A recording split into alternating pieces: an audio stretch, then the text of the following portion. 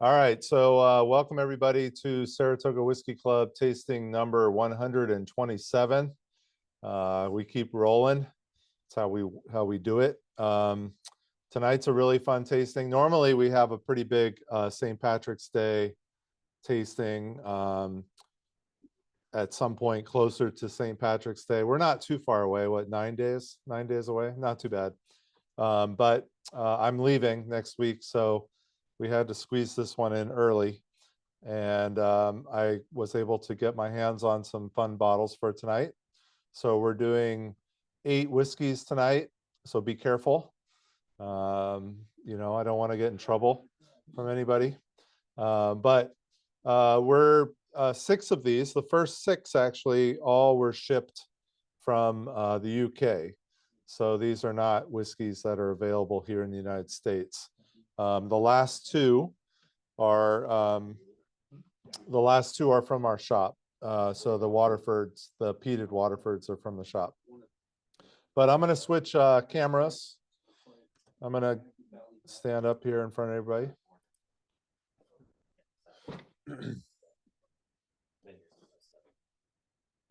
I don't know if people can see me, but I don't. It's all good. All right, guys. So we're going to start off. We're starting off with Writer's Tears. Yeah. So let me read a little bit about this one. This is so some of us have had Writer's Tears before. It's from the Walsh family. And what they do, which is very unique. So there's different styles of Irish whiskey. We know there's single malt, there's pot still, there's single grain, and then there's blends like Jameson and all that. Well, what Writer's Tears does that's different than anybody is they combine pot still Irish whiskey with single malt. So it's a blend of those two things. So it's not your traditional Irish blend. They're the only ones that I know of that do that. So that kind of makes them different. So you have kind of the single malt creaminess, but then you have a little bit of the spice from the pot still. So it's a really interesting combination. But this edition, this is called the Ulysses edition. This one is interesting because I don't think it's any different than the actual copper pot still Writer's Tears. I didn't know much about it when I bought it. I just jumped on a bunch of Irish whiskey quickly for this tasting, but this was a limited edition and it's only available in Dublin, or in Ireland, Austria, Canada, France, Germany, and the UK.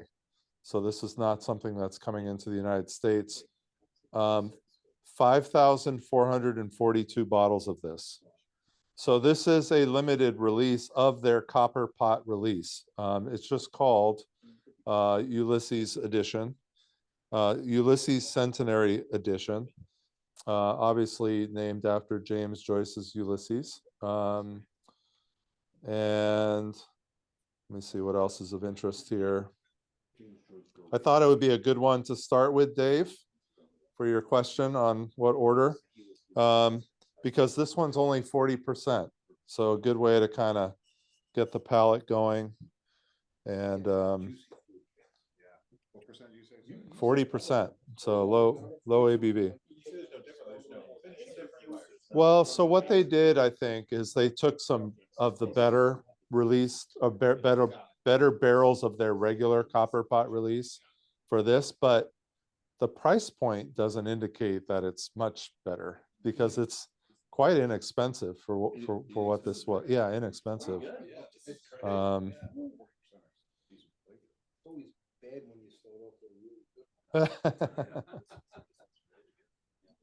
Oh, we got more people trying to get in here. Well, I can't get the bubble gum comment. Oh, yeah. Can you guys hear me okay online? All good? Yes, we can hear you great. Okay, great, good. You guys can chime in too if you want, because I can hear you. I can't look at the chat room that easily though. Yeah, so and that's a good question. We probably should talk about that. I don't think, what is this one? I know, yeah, I'm just looking at this. We don't actually have a pot still tonight. Which is pretty unusual. We have these are all single malt and blends. So pot still Irish whiskey is really unique to Ireland. It is a combination of malted barley and unmalted barley. It was started back in the day when the UK was taxing the Irish on their malted barley. And one way to get around paying taxes was to use unmalted barley. So that unmalted grain gives it a little bit more spice. That's what you get out of a pot still, kind of like our rye in a way. Our rye is a raw grain. It's not malted. So just kind of think of that when you're thinking of unmalted barley. Any grain typically is going to have a little bit more spice if it's not malted. Does it do anything different with it not being malted? Because isn't the point of doing the malt is to open it up, right? So with barley, yes, it is. It's to access the starches inside because the grain is so hard. Whereas with corn and some of these other grains, you don't really need to do that. However, we're seeing that with rye now. We're seeing malted rye in the US, and those are really fantastic as well.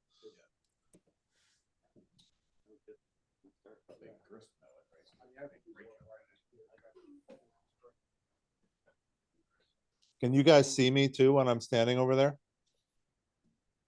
Not right now. Not Yeah, on the no, not screen. right now, but when I am standing over there. Yes, Yeah. we can see you.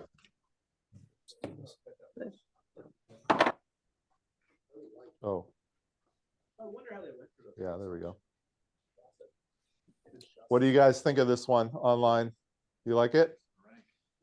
Fantastic. Nice. Yeah, I think it's a really good kind of intro whiskey. It's not too high in proof. We're gonna have some higher proof whiskey. So It has a really soft mouthfeel, and it just kind of coats your tongue when you drink it. It's fun. yes, definitely. So what were the different notes on the nose that people picked up? I think what kind of notes did you guys pick up on this? I got juicy fruit, bubblegum. Juicy fruit, bubblegum, honey, A little minty, mint. some of the grassiness, and definitely on the palate, you get that juicy fruit, that wheat. It's very weedy. Yeah, so I'm sure you guys all heard this is a combination of pot still and single malt. So you have a little bit of that spice from the pot still Irish whiskey mixed with the single malt. I get a little tea or grass, I guess, on the nose. That's Herbal. it's herbal or tea, maybe. Let me see. There were some notes online too. On the palate, for me, it's more green apple. Citrus. I get apple for sure. For me, it's herbal, but more herbal on the nose and then more Yeah, fruity I on the could see palate. it. But I'm looking for it. Yeah, so this one has Charles just Charles, something on there's that. some tasty notes on it. oh, there are. Okay. I'll look and see what these people say too. Flashes of apple, hints of vanilla, Yep, the apple. and a is definitely- sweet. Yeah. It's hard to see. Ooh, Here. sweet something. Some nature. Yeah, so on the bottle itself, it says flashes of apple, hints of vanilla, and sweet. Huh? Oh. Honeycomb. Sweet honeycomb. Dance over distinctively Irish pot still base. This is really hard to read. Something with spice and ginger. Alongside, oh man, this is really hard to read. No, alongside background notes of toasted oak, fading to a long, elegant finish with subtle notes of milk chocolate and almonds. And one thing to notice, I don't know if you have all of your drams out, but all of these are very light in color. You know, we don't have any really dark whiskeys tonight. I think the darkest one is the one on the upper left, which is the Irishman, I right? was gonna say, I can see it in the bottle. Yeah, so there's really only one that has kind of a darker hue, which is the Irishman. How do the Irish barrel wines? What do they do with barrels? Is there stuff more about the? I mean, they put it in a barrel, obviously. Well, they use like Scotch. They use primarily ex-bourbon. So most of these have I mean, most of these are ex-bourbon just by the color alone. But then they do use sherry, and you know, Redbreast is a combination of sherry and bourbon. You know, so they do use sherry too. It's just like in Scotland, though, there's less sherry in a percentage, you know, compared to, it's probably still 75 bourbon and 15 sherry and 10 other, you know, so sherry is still pretty small. It's so expensive. Charles, no mash bill on this? No, Rich, they don't have a mash bill. All that we know is it's a combination of pot still and single malt. So there's So quite a bit of spice on the end, I think. I mean, it's 100% barley. Oh, is it? Yeah, so it's a Okay. combination of single malt and pot still, and pot still is malted and unmalted barley.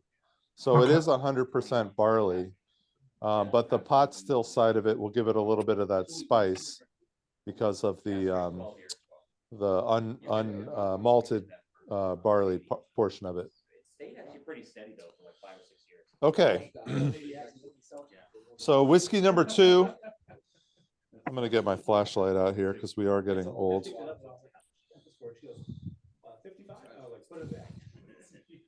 Okay, I'm gonna read a little bit about whiskey number 2, guys. All right, so this is interesting. This one also not available in the US, at least at the moment. I kind of doubt it will be in general, because this is a special collaboration bottle. But it says here, at Teeling, we believe in driving the evolution of Irish whiskey through the creation of unconventional and unique expressions. As part of this innovative mission, we have developed a new family of small batch collaborations aimed at capturing the spirit between like-minded mavericks of their trade. Our Dublin City microbrewery neighbors, they're called Dot Brew, D-O-T Brew, mirror many of our own traits and are leading the craft beer scene in Ireland in terms of innovative cask maturation and blending technique normally only seen in whiskey or wine. Our latest release captures the unique character of their cask-aged dark porter when used to further mature our small batch Irish whiskey. Firstly, we gave Dot Brew our ex-rum barrels, previously used to marry our small batch whiskey to produce their unique version of a brown malt dark porter. On the return, we refilled these casks with our small batch Irish whiskey and gave them further aging for over 12 months. This additional maturation captures a remarkable depth of flavor, producing beautiful roasted coffee notes that marry with a smooth milk chocolate character with a mild finish, providing a perfect balance. This is worthy addition to our unconventional collection of Teeling whiskeys. So this one is 46%. So we've gone up a tiny bit here in proof. You know, Teeling is now 11 years old, which is pretty cool. So all of these younger distilleries are not as young anymore. Pretty cool logo for Dot Brew on the side here. I don't know if you guys can see that, but that's Dot Brew's logo. I don't know, down. All right, there you go. But yeah, interesting to see how this is. I have yet to have a dark porter whiskey that kind of worked, so be curious to see how this works. I'm getting lots of getting the small bites of that dark chocolate with this. And really then brings that porter back to the whiskey. Is it this? The was it nose is very same strange, Spirit that came out of the rum cask originally, that's put back into the cask reporter, or is it just that these were casks they used that then? Here, hold on. I'm definitely getting the coffee and the chocolate. And on the Well, nose, I'm curious if they like had whiskey aging in an ex-rum, right? It said, took that out, put it in a new oak barrel or something to sit, then did then the same juice went. So hold on. So the Teeling small batch, the regular one, which is what we really need to look at. It's hand selected casks of grain and malt whiskey. So the small batch is a blend. It's going to be more like in the Jameson world. They're initially fully aged in ex-bourbon and then married together in Central American rum casks for up to 12 months. So their regular small batch is already in, or it has some rum cask in it. So they're taking that and then they're putting it in that dark, well, yeah, they're giving the empty rum cask to Dot Brew. They're making beer, then they're giving those casks back to Teeling for another 12 months of aging. So it has the rum cask. it has the rum already, but maybe not a lot. You know, I don't know what percentage the rum casks make up of that, you know, full, because it's married in, oh, okay, so it's 12 months in rum. So yeah. Yeah, it was chocolate. Yeah. I got a slight hint of green apple on my nose. You got it. You're right though. I'm actually, I get chocolate. You're not getting chocolate. Yeah, I get a But it's lot like, of but chocolate. it's, you know what it's like, it's, But I also you know, save it's dark, chocolate. like I'm thinking of a dark chocolate. So when I get a dark Yeah. chocolate, like, you're thinking of like milk chocolate. No bitter You chocolate. slice like a really, really dark chocolate. I'm getting that. Anybody getting chocolate? Yeah. Oh, yeah. It's like a porter, is when you drink a porter, is you get porter. Yeah. I like stouts and porters, so I'm a big fan. Really feel like it kind of smells more like a single malt, but then the palate really took me by surprise and really does taste like a nice, like dark chocolate porter. It's really good. I think this is really good. Yeah, so do I. This is awesome. I think once I took the top off it, it You sat getting for a those little bit typical- Yeah. in the air. I think it Yeah, a little bit more. maybe do that with all of these. Yeah, yeah, I kind of put the caps on just in case there were any little bugs flying around. yeah.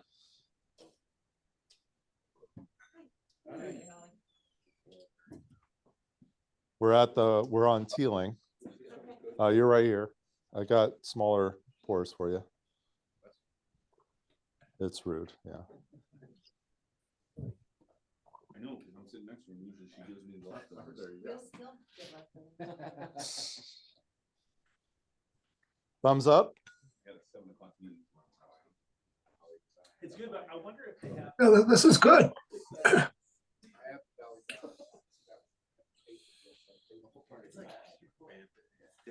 I'm always so skeptical of the. I've got some spice. So the Teeling, it's their small batch, which is ex-bourbon and then Central American rum casks. That's their regular small batch. But they give their rum casks to this brewery in Dublin called Dot Brew. They make a dark porter using those rum casks. Then they give the cask back to Teeling and they take their small batch, which was already in rum cask, but now in a rum with beer for 12 months. So it's pretty, oh yeah. Yeah. It's pretty fun. I don't even like IPA. I like porters and stouts. It's been relegated to my basement. But still, I like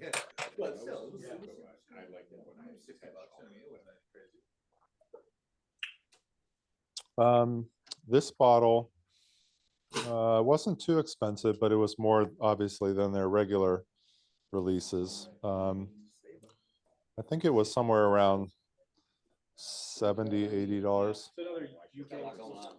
I don't know if that's going to come here or not. I kind of doubt it because I don't think it's a big release. It's also pretty local, Dot Brewery, right? It's Yeah. it's like a selling Right. point, buying- Right. And if you don't know Dot Brewery, you might, you know, not your typical Teeling. Yeah, yeah. Taste what it's core. Like a ginger beer. It's totally different. Yeah, so Teeling does all sorts of different cask experimentation. One of the fun things when you go there is they always have a couple of barrels that you can fill your own bottle, and they're always something different. I mean, they're really trying out all sorts of things. We were there like when it just had opened. Yeah, pretty much. Well, no, because we went, They had been open, but they didn't have any of their own juice. They were Yeah. making- that was 2016. Yeah, Was that when we were in Ireland. Yeah, we went Ireland? yeah. Yeah. Charles, does Irish have a minimum? Yeah. Yeah, 3 years and a day. Yes. Does the dad or somebody, some real relative to the dad sold it to Dingle Single. correct. Dad found it, and then the son or someone, some family member opened the Teeling, right? It's the dad. All right, you guys good with that one? You ready to move on, or you want to wait? That was awesome. Let's move on. You ready to move on? All right. I got 4 of them, so I should know. What do you need? You good? Oh, I thought oh. So that is a limited release, 5,400 bottles or so. It's their copper pot still Irish whiskey. It's nothing. I think if anything, they might have grabbed some better barrels. I mean, it's a good starter for this. No, but- no. We really liked it. Yeah, we so liked we're it. shocked that it's 40%. I guess we're not shocked because you can taste it at 40%. Yeah. All right, so we're gonna move on to Dingle. We love Dingle. So Dingle, some of us have had some of Dingle's different batch releases of their single malt. And they had, so Dingle had 6, I believe it was 6 batch releases of single malt each year, or I think it was every year. They came out with a different batch that was aged in a different combination of casks. Batch 6 was their last kind of release of that series. And they have now moved on to having a core expression. So this Dingle Single Malt, which is not yet in the United States, it will come. It should come. This is now going to be their standard release of a single malt. You know, so they've gone away from the batches, which were great. You know, some of them. Actually, we were able to get batch 1 right after our Ireland trip, and you know those. I have one of the batch 1 cask strength bottles, and I think it's worth like $2,500 now. It's really expensive, but they became collectible. The early ones weren't tasty as much as the later ones. They got better. Obviously, a lot of these things get better over time. Same goes for Dingle, but now they are, you know, kind of old enough as a company that they can actually release a core expression. So this is my first time trying this. I'm excited to try this. This one is also 46%. So we're in the same ABV. This is matured in bourbon and sherry casks. Oh, wait for the taste. What you just said. Wait for the Yeah, taste and then it's it's actually sugar. definitely weird. Not What was the price What on do this you bottle? smell? Yeah, the double bubble. Also similar to the Teeling in Yeah. that kind of $60-$70 range. That will be bourbon tasty. It should be, yeah. Underneath the rubber. Right. So Dingle is now releasing pot still Irish whiskey as well, and those are becoming, you know, more of kind of their newer line compared to the single malt, which has been out now for a while. But let me see if I can get some. Not as fruity as Dingle. No. Usually is. So Holly's saying it's not as fruity. No, it's peppery. Pepper. Yeah. To me, at least. No, I got peppers on the palate right away. Right away. Chili peppers. I don't know if it's fresh or roasted. That's really nice. So let's see here. I have some information on this. So this is mainly 6 to 7 year old spirit. So 6 to 7 year old Dingle spirit that's matured in both Pedro Jimenez sherry and bourbon first fill casks. Let's see here. So this one is one that their angle is to have people use this both for high-end cocktails and just neat or over ice. They're trying to appeal to a large audience with this. What's the ABV on this, Charles? 46. I mean, just comparing it to other Dingles, it's really disappointing compared to the other ones. Straight profile factory, right? They don't. Yeah, if you were to give me this wine without an Irish tasting, all three of them. So this is interesting. So this person, they talk about the legs. So I guess it's supposed to be quite oily. I don't know. I can't see in here. It's kind of, oh yeah, it is pretty oily. It does stick to the glass pretty well. This person says, and this person's a pretty good whiskey reviewer, very potent smelling single malt. First notable scent you get is licorice. Very pronounced hit of anise, followed by citrus notes that pair nicely with the earthy tones of dark chocolate. These heavy notes subside and soften to finish with creamy butterscotch. The first thing I noticed to the taste, and this is something maybe our palate needs to become a little bit more adjusted. First thing I noticed to the taste is very obvious grapefruit sourness. This is coupled with lemon and is almost a shock to the palate. So maybe water, crackers, go back. This is followed by bitter notes of dark chocolate. The finish for me is both herbaceous and savory, pairing fresh mint with mixed spices. He says, I wouldn't call the profile in Dingle bright, and I think this might be what put me off at first. This is a very deep, dark whiskey that relies on heavy, earthy tones to carry it, and as such, I might call it more of an acquired taste. Yeah. It's like a chartreuse. Yeah. What? What's that, Rebecca? I don't know. Those notes. Okay. Did anybody else agree with those notes? Oh, with your notes?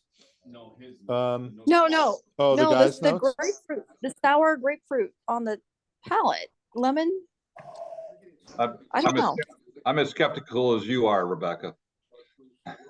Are you sure you got the right whiskey? Yeah.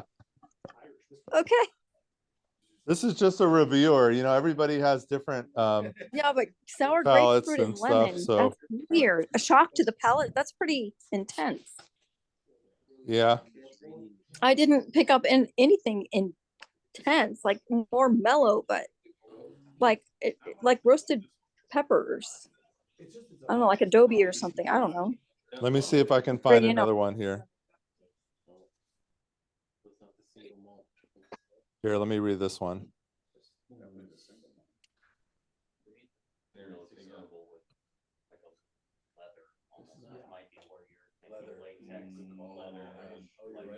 Yeah, I would say that. I don't know how they're, I don't know what those notes mean. Is that, Right. are they just jamming the Definitely notes? more on the herbal side, but to me, Oh, there's that's still related leather products, yes. to it. So this is about this one. Oh, Okay, so here we go again. This is interesting. Couple more tidbits. So I said 6 to 7 year old spirit. PX sherry is 61% of the mix.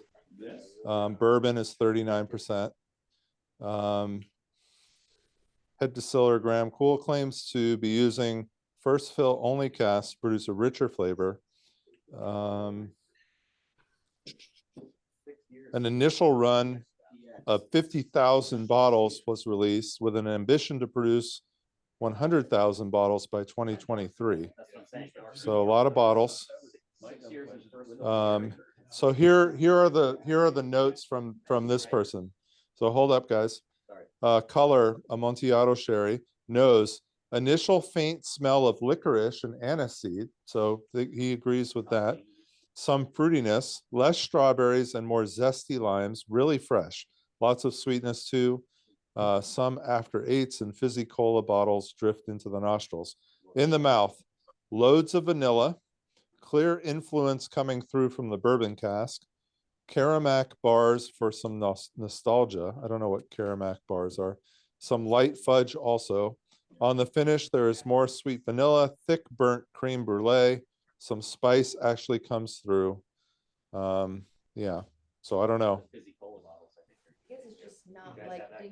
Yeah, it's very different. Very different from the traditional dingle. Yep. So did anyone else pick up the anise or the licorice?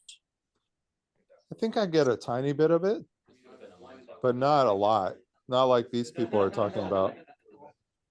It's funny. I get more of the vanilla than I do of the anise. It's definitely on like the second and third sip, you can start to taste the vanilla. I agree.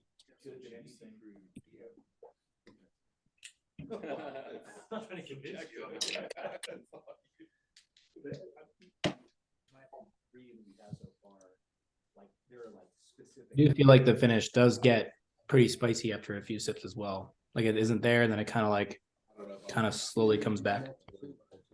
That's true. I think if you put this in the advent calendar, Charles, people might think it was a rye. Oh yeah. To me, I mean, it's very spicy. Rich, I agree with you. Absolutely.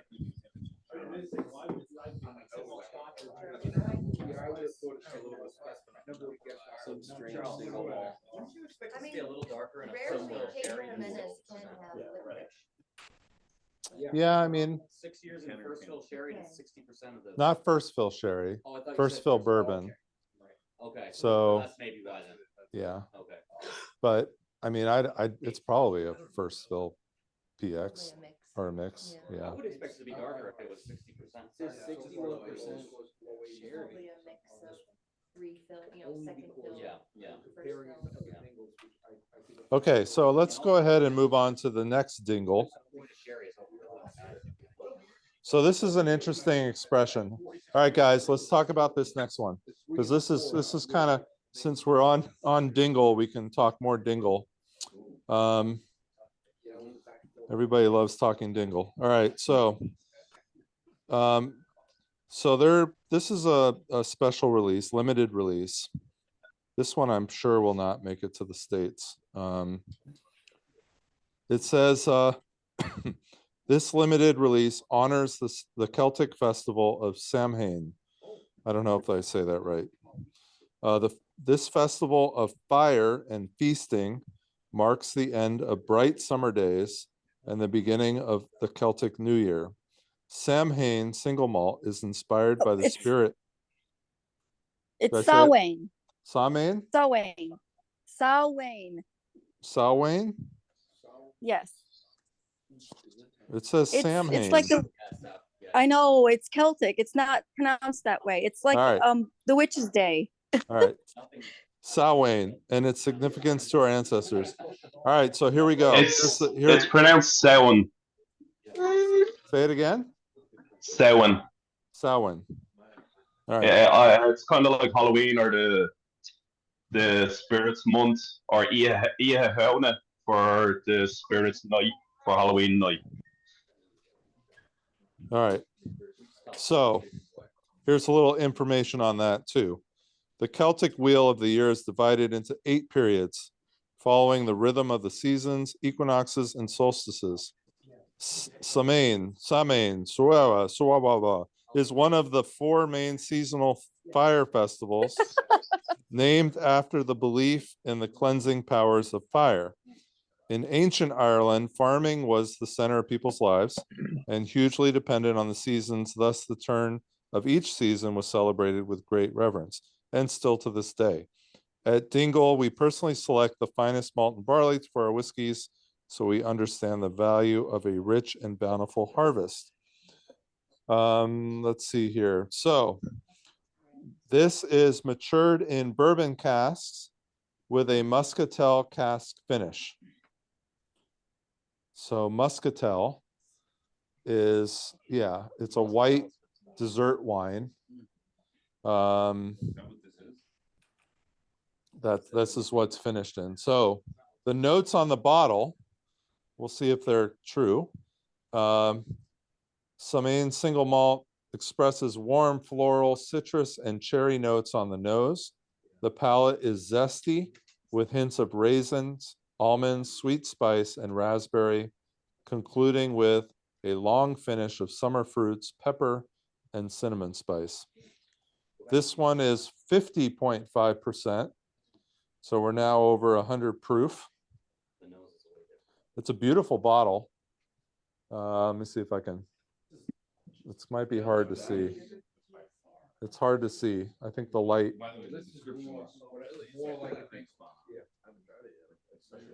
Very juicy cherries. I'm like Vanna White. Not really. Shoot. And then it has this insert. It's really a difficult bottle thing to open. I don't know where it went. Oh, it's over here. Oh, we came inside that. Well, yeah, so the bottle is in this, and then they have this thing that goes on top. The Irish are always, so it says, which is kind of cool. That's really good.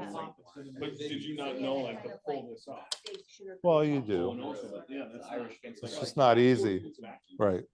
Yeah, I could see. The Irish like playing with their boxes and how they box things.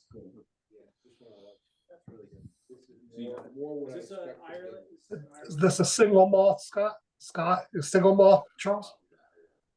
Yes. I like that one better than. It's really, really good. If you ever give it a chance. Yeah, I mean, a lot of the Dingle, the single casks especially are really, really fantastic. They did when they first started the business, they had what they called the founding fathers, and they all put in a certain amount of money, and they all got casks for doing that. And now you can find some of those being sold, and they're again 5, 6, 7 years old. They're really fantastic. So this kind of reminds me of some of those. But this isn't cask strength. It's 50.5, but it's not cask strength. They did add water to this.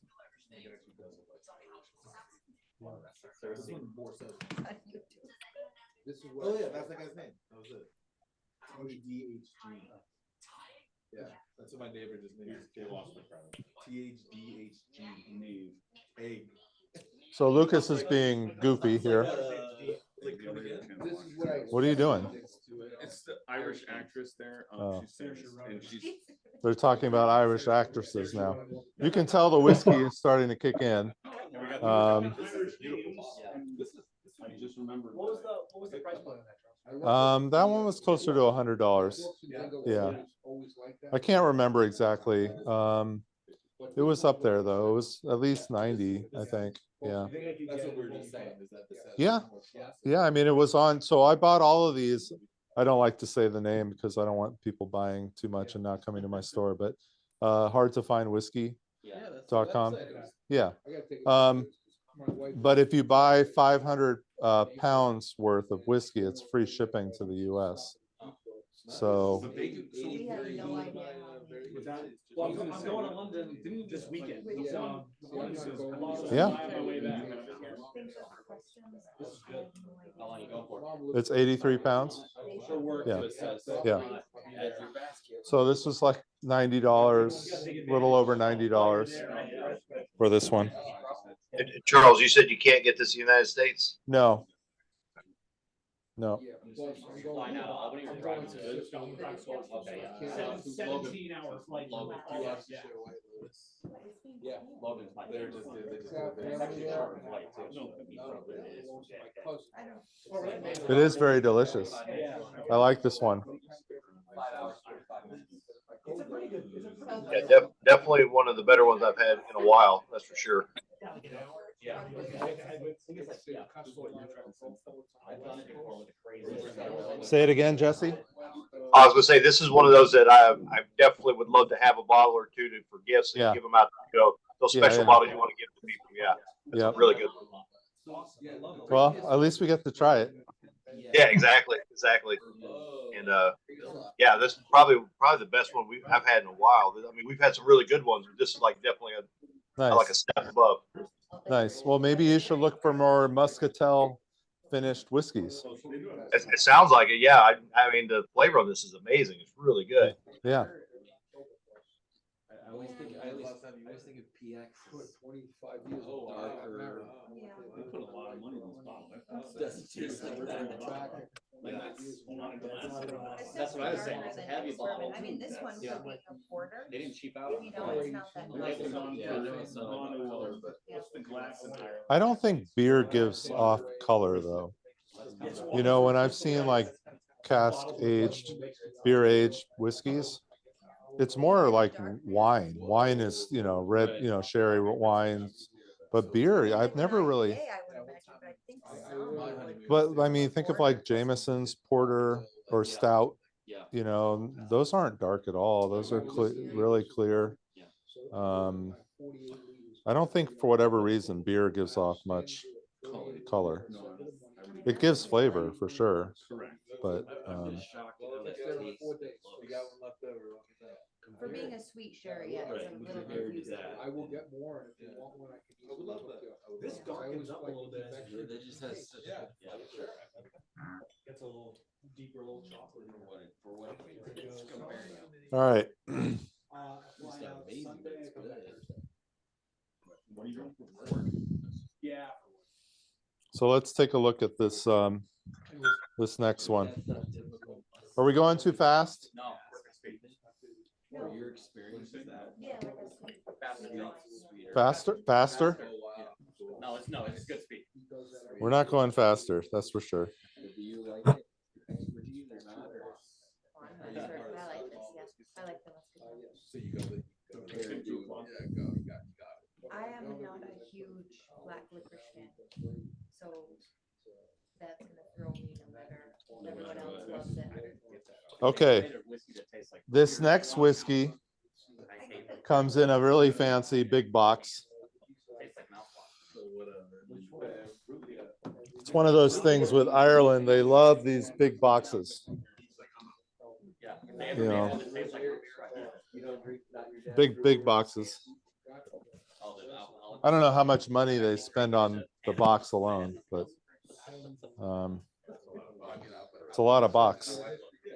So, all right, so we're moving on to the Irishman. The Irishman. We got 4 more whiskeys here. We'll slow down a little bit because we're kind of moving pretty fast. I'm on 8. Nobody's. Yeah, we've been slow. You know, now we're getting up there.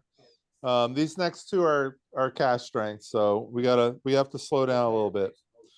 All right, so again, these are the same people that make Writer's Tears, who make the Irishman.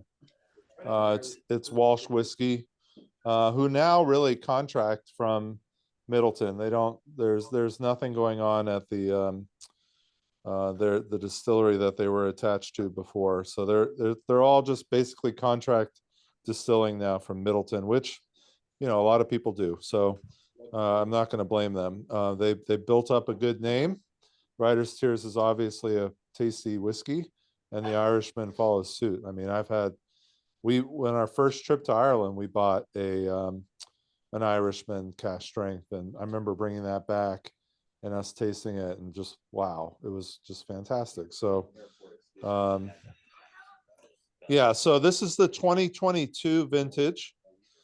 of the Irishman, rare cask strength Irish whiskey expression, 6,100 bottles worldwide.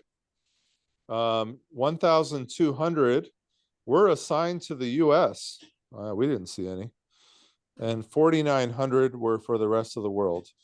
The 2022 vintage is the 14th release since 2008. That's pretty amazing that they've been around that long. So this is the first triple distilled cask strength Irish whiskey released in over half a century, when in 2008 when they first released this. So this is also a blend of triple distilled aged single malt and aged single pot still whiskey. So just like Writer's Tears, this is a combination of those two things. And that's really what makes Walsh whiskey what they are.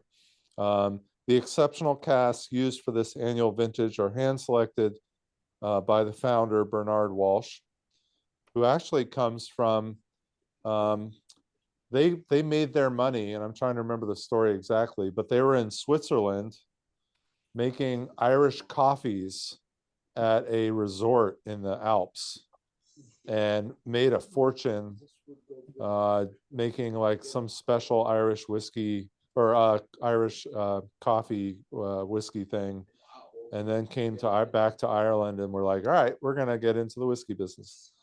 There's a new limited release every year, so you'll never experience the same whiskey twice. This one is 54.9%. So here's what he says about it. Blah, blah, blah.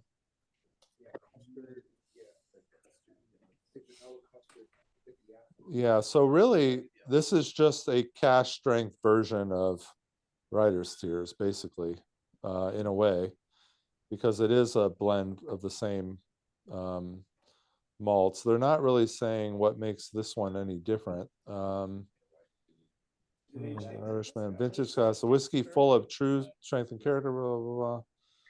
Yeah, they're not really saying, it's just special barrels that they selected for this release. Is the Irishman not usually an age statement? No, it's not.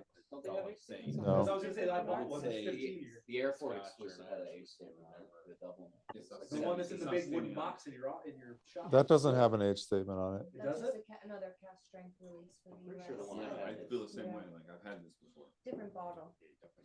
Pretty sure the one I had had. I'm not saying that's well not a bad balanced thing, right now. I've had it. And see, this one is like, it's ex-bourbon.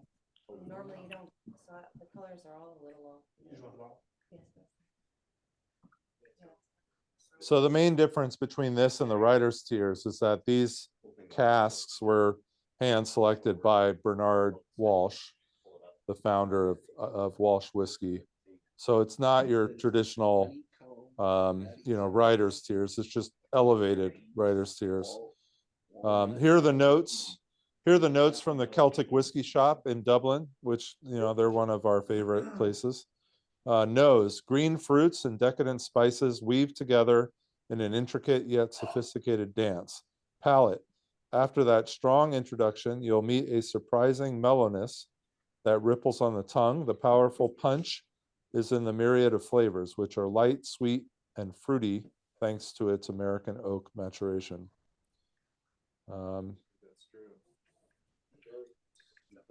So is it good? I haven't tried it yet. I think it's good, not as good as the last one. To me, it's like, I think you said it, like, I feel like I've tasted something like this very similar before. So it's not a bad thing, but it's not standing out as like, wow. Oh, I like this. It's delicious. It's Yeah. everything I like about Irish. You know why I like it? Because Lucas liked the last one better. This scores a point higher than the last. It's everything I like about it. I think the Muscatel is more interesting. It's got a nice warm finish. Yes, again, I'm not bashing. Right. I'm just saying. Lucas is bashing this one pretty harshly. Yes, this is the quintessential Irish whiskey. Yes. 50.5 and Lucas is, What do you guys think online? You like this one? oh yeah. That's true. Turmeric. Yes, very good. Yeah, we liked it. This was a very nice little. It's absolutely awesome. Nice. Got some Love spice it. to it. This one was more expensive. This one was like $130, $140, something like that. Yeah, but did you see the signs? Oh, the recommended retail price is 130 euros or $140. So I'm waiting for it to mellow like the tasting note says it does. Yeah, It's pretty hot. do you think it's hot? I do, but Yeah. I might not have had a lot of high ABV stuff lately. I think it tastes pretty hot to me too. It starts mellow and it finishes hot, and I kind of like that, the way it builds as it sits in your mouth and then you swallow it. It's so good. Nice. The Royal Oak Distillery was the place where they initially found their home, even though they weren't actually releasing distillate from there because it was all too young while they were there. So they were still, everything was being done at Middleton. But now Royal Oak, do you know what they're doing there? I mean, they've got to be releasing some stuff soon because they were making a lot of whiskey there. I maybe missed this part. So is this not its own? It's a blend. And they're sourcing it. Well, no, it's like this. It's Right. combination of pot still Yeah. and single malt. Yeah. It's just their own- hand-selected barrels by the founder, Okay. who then puts Of those their together. own juice or someone else? No, it's Middleton. Okay. Yeah. Same with writers. Yeah. Doesn't make they just Right. got it. But it is their own, like, I get it. Their own spin on. I mean, I don't know if they have Middleton tweaking something with the stills or the, Please make this. And yeah. I mean, they want consistency, right? So, yep. It should be open. Is Royal Oak where we stopped at and Yeah. the tour in 2019? Yep. A beautiful place. Yeah, it's gorgeous. And we actually tasted some of this while we were there. However, they weren't associated with the Walsh family anymore at that time. The Walshes had already moved on in a way. Royal Oak was bought by an Italian group.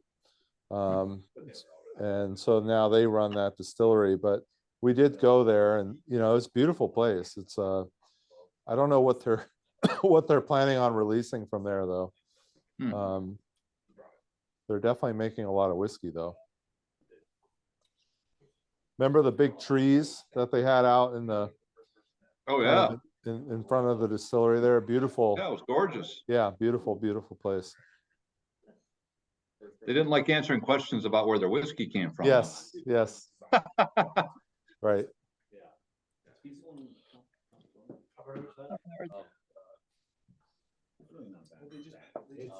They just put out a green apple.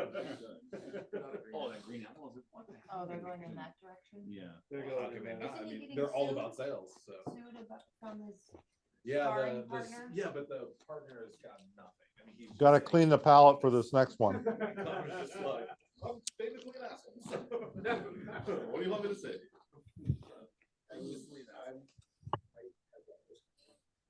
Yeah, same. Proper shite. Yeah. Somebody got shot. Oh, I wonder what Shalom's going to his friend's house. Somebody got me.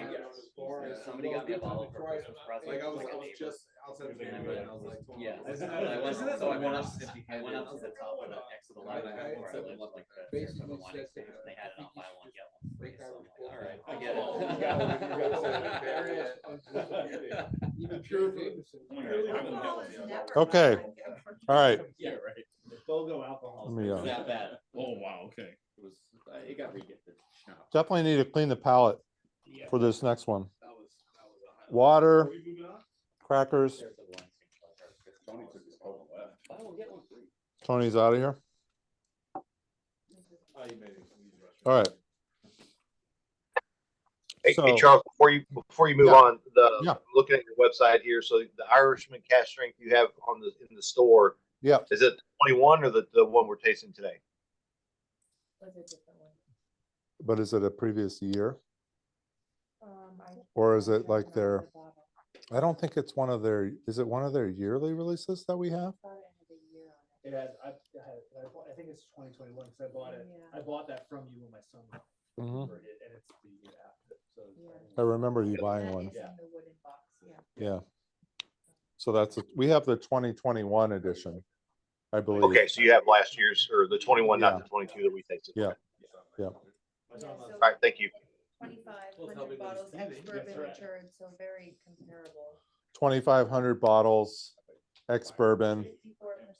54%, so almost the same ABV. Okay.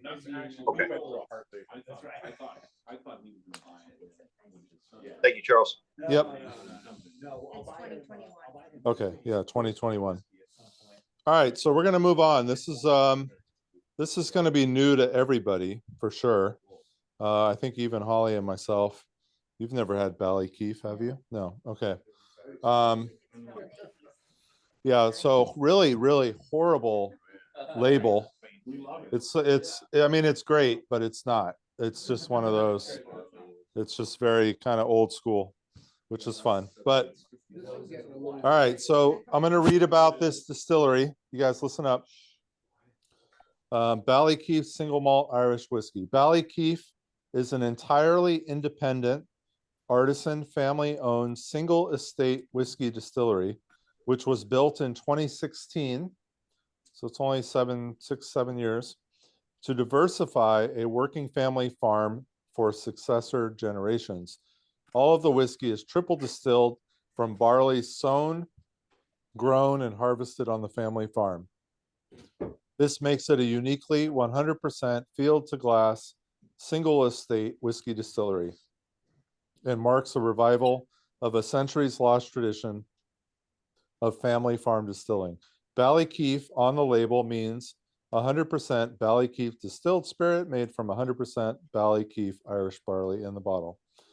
The Ging family, G-I-N-G family, have an unbroken lineage of farming for centuries as far back as written records exist.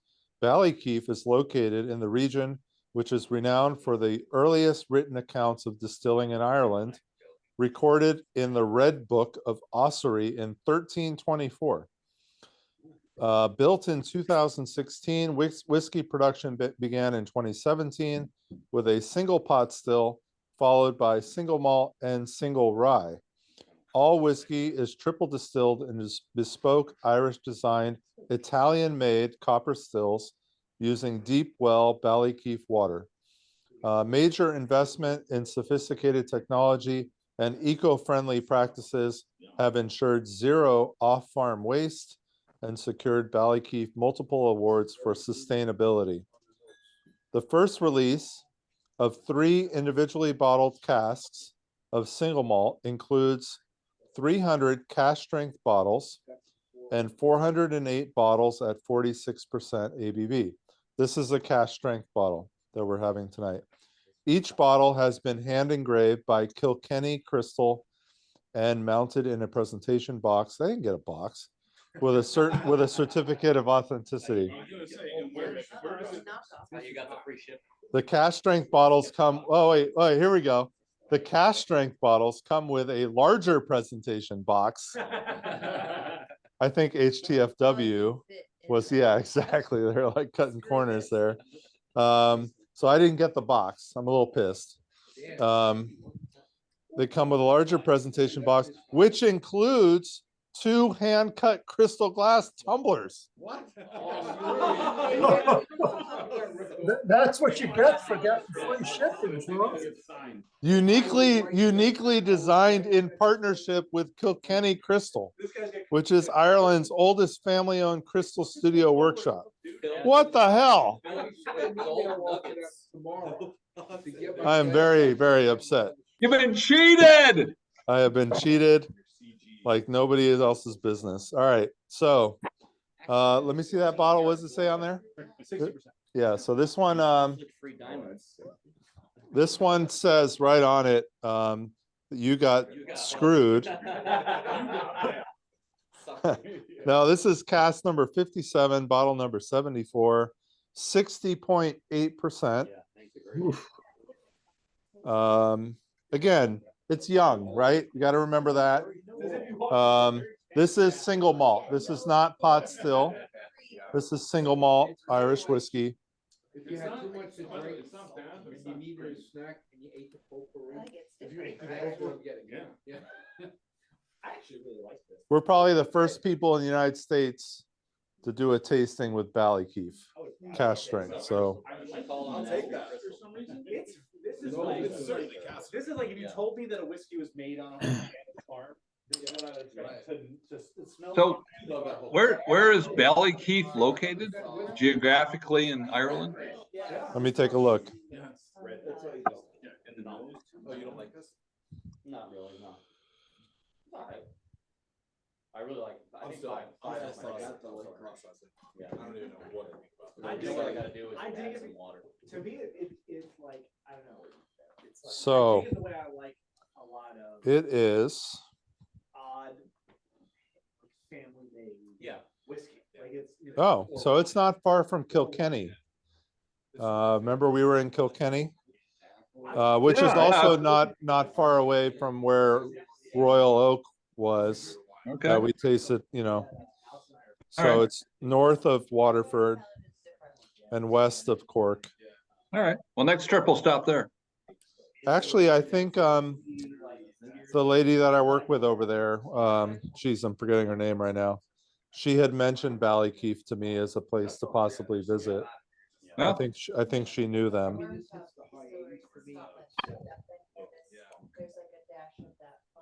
This is really good. It's not bad. It's not bad. No, it's not. Not at all. It's like, again. So here are the notes. Here are the notes. Here are the notes on their website.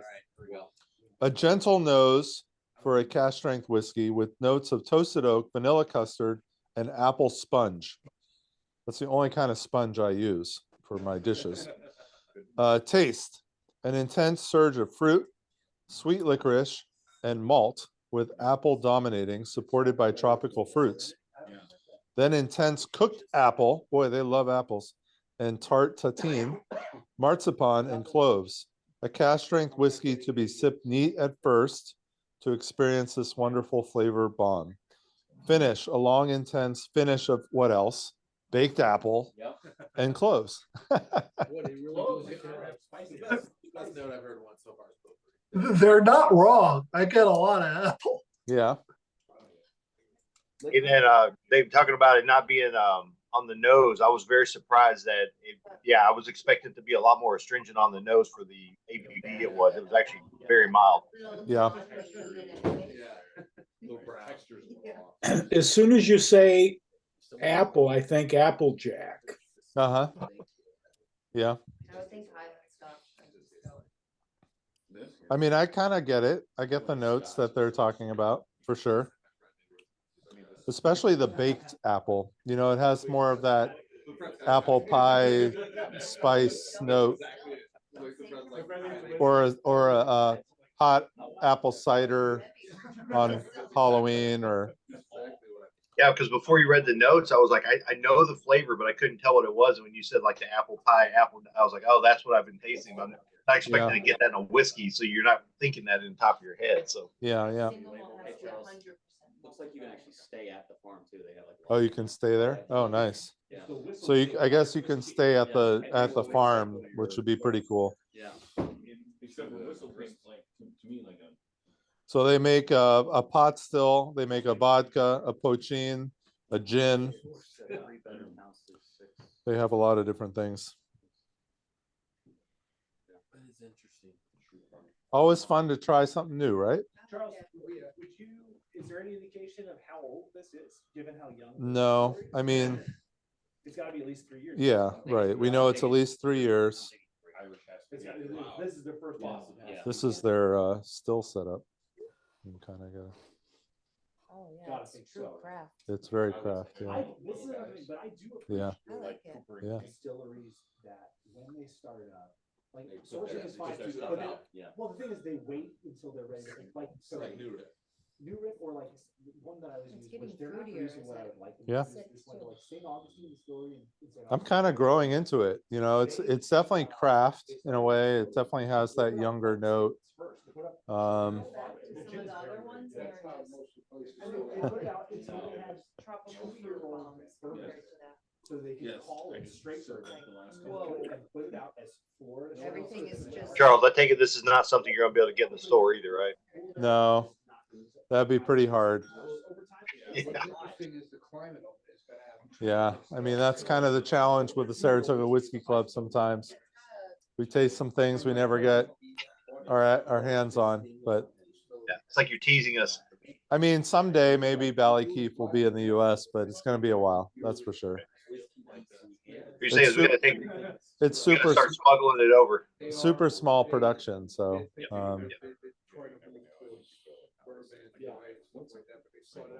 Pennsylvania rye is just store in Pennsylvania.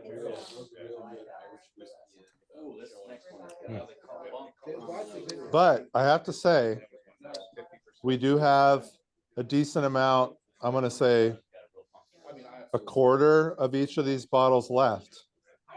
So if you come to the bottle kill party at the end of the year, you might be able to revisit Ballykeefe. I haven't done a bottle kill yet. I've been waiting to do one. I think So this that might be a your focus. possibility. We didn't, I was surprised. I thought people would be jumping all over this tasting, and it was pretty low attended. So we're going to have some whiskey left over. Sweet. Yeah, I'm at 88 with this, which is pretty good score. There's a lot of phenomenal whiskeys, so. I buy for the story. But I give this. Also, I kinda love their caramel as well. No one cares. I just It's so bad. It's so bad. It's nice and basic. It's so bad. Now, this is the label. You do. This is the one. Okay. I bought a bottle. But I already do that. I'm going on to 7. It's funky. It's real funky. Oh, I love the funky notes on it. I mean, the first part. You can smell the. So we're going to move on to Waterford. I hope I'm not going too fast. I mean, I know 8 whiskeys we've been kind of flying through, but Let's do this. let's do this, as Lucas would say. This is a good speed, Charles. Okay, good. So one of the cool things about Waterford is they are truly transparent with everything. So we're moving on to Waterford. So Waterford you have the option to type in the code on the bottle to know everything about it. And so I'm going to type this in. Hold on a second. Oh my God. Sorry. It says this is only sold in Lucas's backyard. What the heck? That's probably where I got it. Oh my God. Did you get the crystal I got it from Lucas's backyard then.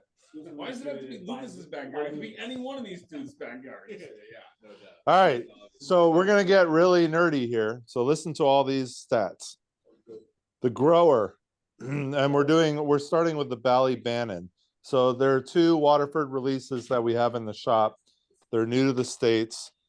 These are both peated, but here's all the stats, tons of stats. The grower of the barley, Tony Pender. Remember him? Yeah. Yeah. The farm, Ballybannon. Edition 1.1. Harvested August 8, 2017. Distilled September 17, 2018. ppm 47. So peat, parts per million, 47. Peat source, Ballykeefe County, Kildare, which is in Ireland.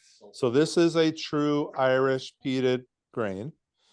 Maturation, 1,346 days, or 3 years, 8 months, and 7 days. ABV, 50%. Number of bottles, 11,088. Worldwide market, bottled in August of 2022. One of the cool things about Waterford is that they do tell all of that to you. That's huge. So Ballybannon County, or Ballybannon, is in Carlow. Arcadian barley from our secret garden of delights explores the natural flavors, intensity, and honesty of old ways. Out of necessity since the dawn of time, peat, or turf, has been the primary fuel source in rural Ireland, with its sweet pungency familiar to generations gathered around the hearths of ancient thatched cottages. This same diffused aroma cloaked barley dried over peat smoke by illicit distillers, a custom that died out in the 1850s. Ballybannon in County Carlow could be the perfect terroir. And again, Waterford's all about terroir. Mark Rainier, who's the founder, that was his big thing when he was at Bruichladdich and when he was in the wine business before as well. What's that? Oh yeah. This is his baby. So Ballybannon could be the perfect terroir for growing barley for peating. Sitting on raised ground along the banks of the River Barrow, its heavy lime-rich soils, archetypal Elton series, are directly adjacent to sphagm-dense inland bog. Small wonder then that the Pender family's barley and peat from Niall Carroll's Ballyteege cuttings in County Kildare have proven such a natural combination. Such is Ballybannon barley's natural affinity for peat that they have been able to kiln dry it to a high 47 ppm and still find that the character of Ballybannon's terroir itself remains the dominant flavor in the spirit. Along with its sister bottling, Fenniscourt, which is our next bottle. So don't finish this dram. Do a side-by-side with both of these. Peated Ballybannon represents the first marriage of Irish barley and Irish peat in generations. So you're truly drinking a little piece of history tonight with the Ballybannon. Let me see if there's anything else. Oh, so this is interesting. All right, here we go. Here's how crazy Waterford gets. They have the sound of Ballybannon. An early summer's evening at Ballybannon. This track begins at the edge of the farm, with the strong breeze blowing through the trees and the birds still busy about the place. We move along the edge of the field as the breeze settles down and find a stream running past into the west. Heading out into the open, the distant motorway is more apparent. We don't want to hear the motorway, but the piece is then interrupted as a motorway terroir, as the last train from Kilkenny runs through on its way towards Waterford. The quiet returns as dusk. All right, so we're gonna listen. I think I can play it. I gotta play it on SoundCloud. All right, let me see if this works. Oh shoot, I have to install SoundCloud? What the hell? It's just somebody getting you to set their SoundCloud. No. This is all about All right, hold on. Just give me 1 minute. We're gonna hear the sounds of Ballybannon. Come on, sing it, Charles. You can do it. I'm gonna sing it. Just like I sang that tune on our reel on Instagram the other day. Oh, that was awesome. That was horrible, by the way. Maybe you can listen to the glass and hear it. Like a shell? Oh, you got it? You already got it playing? I can hear something. Whatever you did is playing on my phone. No, it's not. All right, here we go. That could be dangerous. I didn't do that. I thought I had SoundCloud on my phone. Oh shoot, wants me to make an account? Come on. I could just make it up how it sounds. Just give them your credit card. You have SoundCloud? You can sign in with my school account. I don't really want to sign up for SoundCloud right now. Oh wait, listen in browser. Oh wait, here we go. I don't even need SoundCloud. All right, here we go.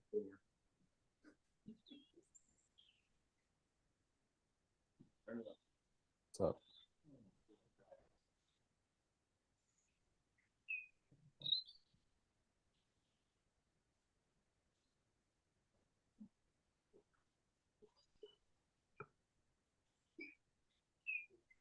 All right, let's fast forward a little bit. No, I'm good. I'm hoping for a dog. I was waiting for the motorway. Oh, I hear it. All right, we're done. We're done with Ballybannon. All right, you can pretend. All right, I got to try these. I got it, and then we'll punch in the numbers for Fenniscourt here as well. Yeah, yeah. So I bought this without tasting it. So happy I am an owner. Which one did Ballybannon. So if this- Okay. whenever I came into the All right, so Ballybannon let's do restaurant, Fenniscourt just so we can do side by side. Yeah. This reminds me almost like the peat lingers on the palate. P O O. Oh shoot! I got to delete all this. Hold on. I mean, I drink All right. alcohol without tasting it. P O O 9 E O 1 O 1. Okay. Charred sugar, yeah. Oh yeah. I mean, if you like, I like I closed with the white one. The white one doesn't close. I know what I'm saying is when you come back. Okay. All right, Fenniscourt. Here are the deets on Fenniscourt. The grower is Ger Burn. I don't know. GER, Ger, I guess, Ger. The farm is Fenniscourt, edition 1.1, harvested August 10th, 2017, distilled September 10th, 2018. ppm 38. 9 lower. 47. Peat source, Ballykeefe, County Kildare. same county. Maturation, 1,344 days, or 3 years, 8 months, and 5 days. So I think pretty similar to the other one. ABV 50, number of bottles 11,898 worldwide, bottled August 2022. All right, Fenniscourt, County Carlow, Arcadian barley, blah, blah, blah. It may be the same thing they said there. Yeah, okay. The lush inland terroir of Fenniscourt in County Carlow has been farmed by the Byrne family since 1870. Its rich Elton series soils nourished by the River Barrow, so same river. For this whiskey, their barley was kiln dried during malting by heat generated from sphagnum rich peat from Neil Carroll's cuttings at Ballykeefe, County Kildare. So same place, it looks like. The terroir's character suited a medium peating intensity of 38, along with its sister bottling, Ballybannon. Peated Fenniscourt represents the first marriage of Irish barley and Irish peat in generations.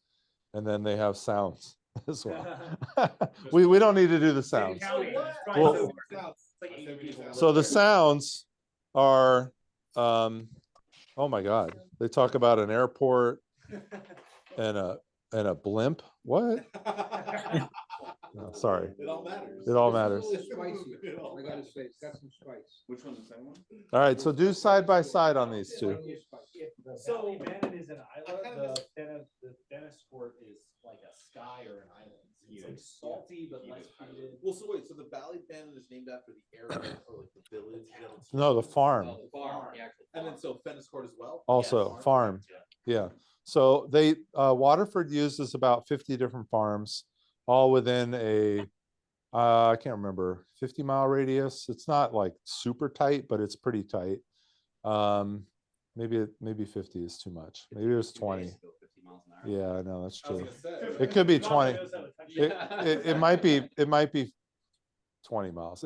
It's still fairly large, I know that.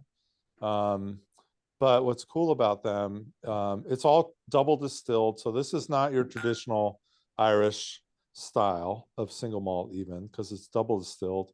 And they do have a pretty cool board next to the stills where it has names of all the farms.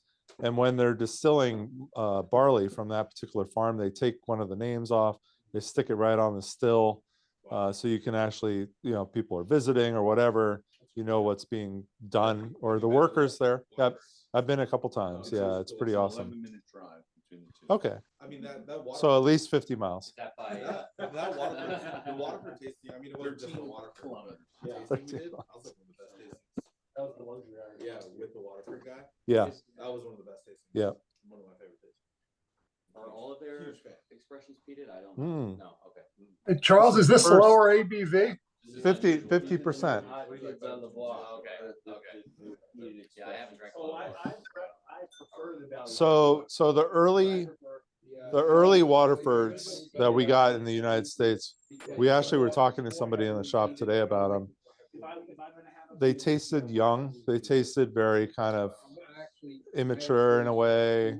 They weren't bad, but they weren't memorable. But they've been getting better as they release them. Everything we have in the shop right now is really good, including these two. These are really tasty. What's the price point on these? $99.99. Yep. Yeah. Which is fairly reasonable for Waterford in general.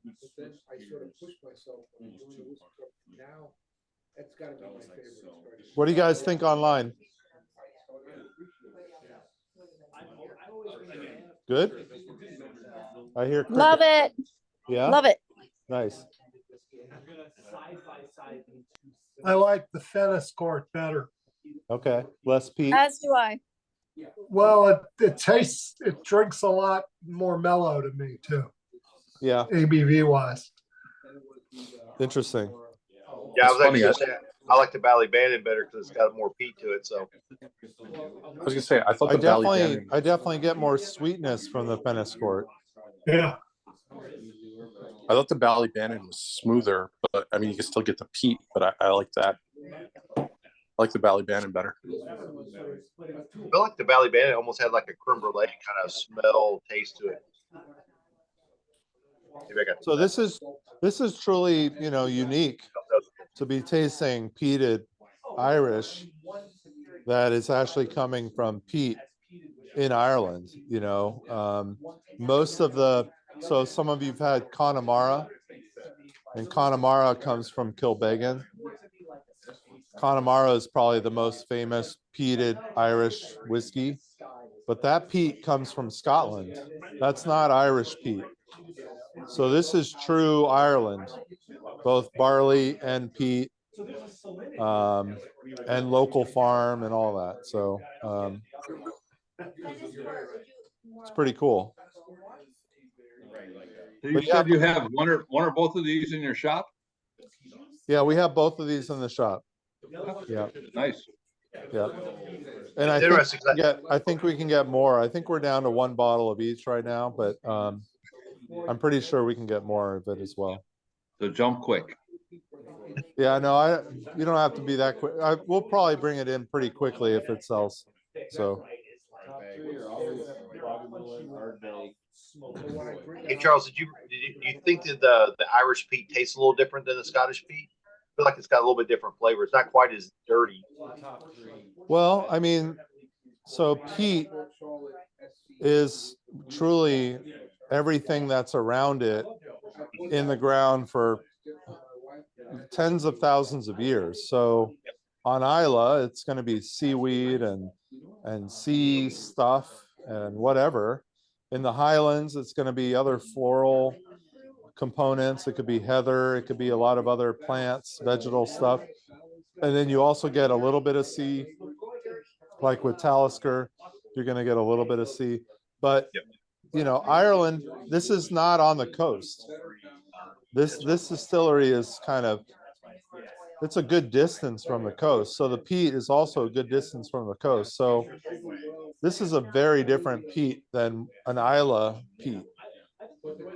Even a Highland Park peat. This is going to be very different because there is no coastal element. This will be closer to the Stauning that you like. Okay. Yep. Because they're using peat that doesn't have as much maritime influence. Not as much salt water kind of flavor to it. Yeah. Right. Okay. That makes sense because I really like this, and I didn't think about the Stauning, but it kind of reflects it. Yeah, I mean, you just have to think of location, right? Like, what could be growing in that area, or what did it used to be? Was it part of the sea? Was it part of the sea floor at some point? When you dig deep enough on Isla, at some points, you'll come across shells and stuff way down that used to be part of the ocean. you know, so it's a very different world there. Yeah, yeah. Yeah. No, thank you for that. That's interesting. I didn't realize that was some of the Isla stuff you were getting. Yeah. Yeah. Wow. Yeah. Yeah. So you mentioned that Waterford whole thing is the terroir and whiskey, right? I know that's like an open question. Yes. Has there been like a move or a thought process in the industry Yeah. about the concept of terroir? Yeah. So the question was about terroir and whiskey. Like, is it truly a thing or not? And to tell you the truth, it's truly up for debate. There are plenty of experts in the industry that would say no, including somebody who was standing in this room 6 months ago signing books, Robin Robinson, who he hates terroir in terms of a term for whiskey. What do you think? I don't know. I'm more of a romanticist, I guess. I would say yes. I mean, so when I've tasted like some of Bruichlotti's, like their Isla barley and some of their local barley stuff, and Kilchoman as well. I don't know. It kind of makes me think of their area from a taste profile, not just from a thought profile, but I don't know. I mean, I'm not. My question is that, and it's off the topic, but like, something like American single malt, right? That might be a thing that helps answer the question, right? Because American single malt from the East Coast is certainly going to be different than American single malt from the West Coast, or the Midwest, Right. You know, like it's, I mean, they're definitely different climates, right? So I think it just needs a new word. It can't. Yeah, so terroir is soil. You know, it's not actually the grain itself, it's the soil that the grain comes from. Where grapes are grown constantly in the same soil, you know, and they provide that same flavor profile. You can't necessarily do that with grains. You know, grains need to be moved around for nutrients and other things. So terroir it's one of those things. Yes, I think that Matt, I think the way we need to look at it is more about where does the grain come from, more than what does the soil make the grain become, right? So if it's a local, like if we're looking at Waterford, right, they're using local farms and they're telling you everything about it. They even will tell you how much rain happened during that season while the barley was being grown. The soil itself is probably not the true answer of whether or not that barley is going to be better or worse. It's more about the farmer and the location and the techniques. Excellent point. Okay. I didn't think about, which is that, so like the word terroir means soil, but like even in wine, conceptually, it doesn't just mean the dirt, right? It means other things around it. But Holly made the point that in whiskey, we don't talk about things like vintages. Yeah. And that actually is a really important distinction, right? Because right. you don't. Was this barley? Right. So you look at wine and say, was 2023 a good year? I mean, the reality is, or was it not? you can't make barley that different either, right. Whether it's soil or sun or rain or whatever. Barley is, I mean, barley, but there are going to be, you know, locally grown without pesticides and whatever that will make a difference. Yes. Whereas grapes depend on location. So it's probably styles of wine depend on the hill that they're on and the sun that they get and the rain that they get. So the comparison to a fruit. It's a fruit, right? The comparison of a grain to a fruit and the word being associated. Right. Right. It needs a new word. It needs a new word. Right. I mean, like, I guess the question is how beyond that does it go than just the grape versus the grain?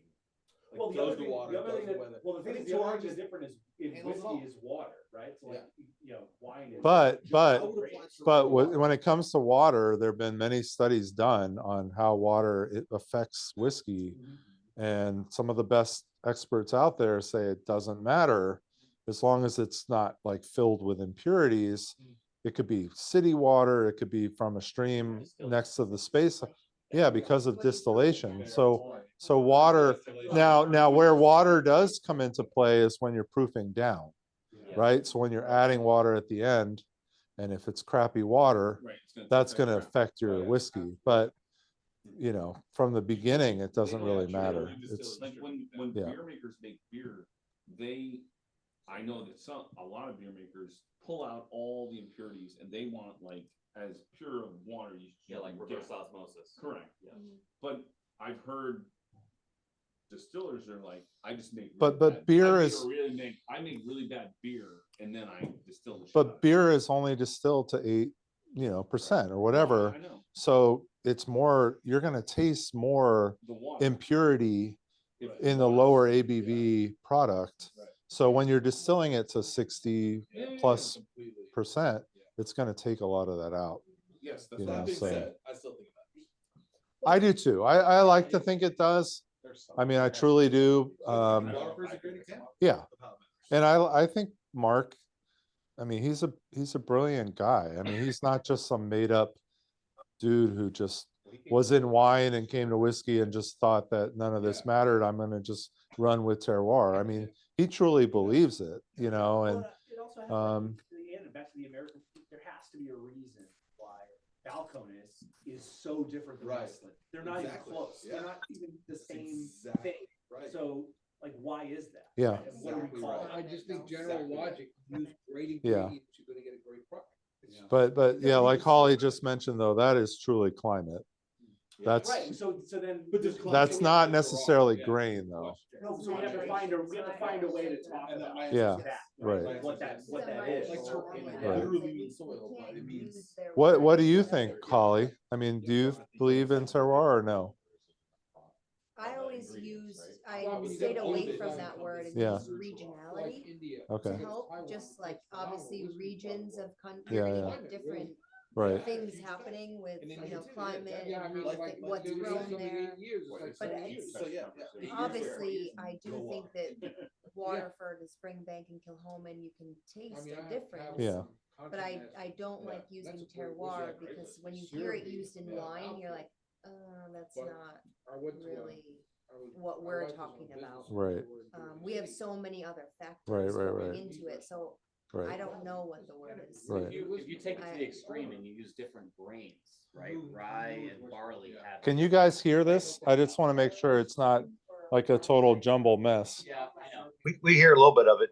Okay. It's a little hard to hear for yourself. I know it's probably hard because of all the different voices, but we're trying to talk about terroir and if it really makes if it has a place in whiskey or not. But Well, hey, Charles, to add to the conversation though, when you talk about the terroir, is could it be the different strands of like barley and rye and some of that kind of stuff? So like I grew up in the South in Arkansas, so the barley we grew there would be different than say something you grow in Ireland because of the temperature and the climate difference and stuff like that. So when we're thinking of terroir when it comes to grains, would it be more of like the strands that they grow there versus necessarily the ground in which they grow?